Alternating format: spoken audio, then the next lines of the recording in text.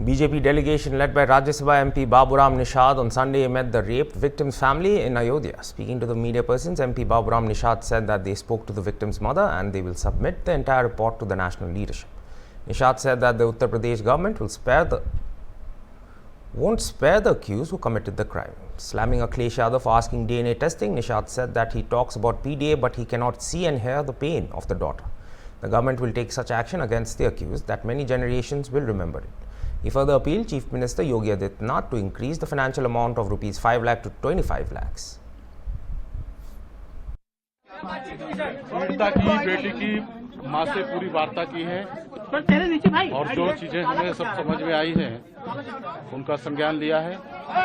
पूरी रिपोर्ट राष्ट्रीय नेतृत्व को सुपुर्द करेंगे और जिन अत्याचारियों ने दुराचारियों ने ये घटना घटित की है, हमारी सरकार उत्तर प्रदेश की किसी भी स्तर पर छोड़ने वाली नहीं है और इस तरीके की सोच रखने वाले दल के नेताओं को भी हम बताएंगे कि आपको इन दुराचारियों, इन व्यभिचारियों के पक्ष में खड़ा होना बड़ा दुर्भाग्यपूर्ण है।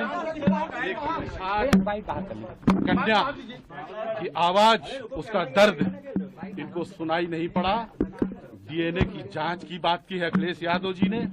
अखिलेश यादव जी पीडीए की बात करते हो और ये मछुआरे समाज की बेटी का दर्द आपको नहीं दिखाई सुनाई पड़ा।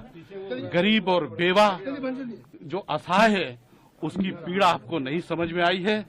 किस तरीके से उस दुराचारी के बारे में जो बात की है, उसने इस गांव में और भी ऐसी तमाम घटनाएं घटित की हैं, लेकिन बाहुबल और धनबल के आधार पर उनको छिपाने का काम किया है।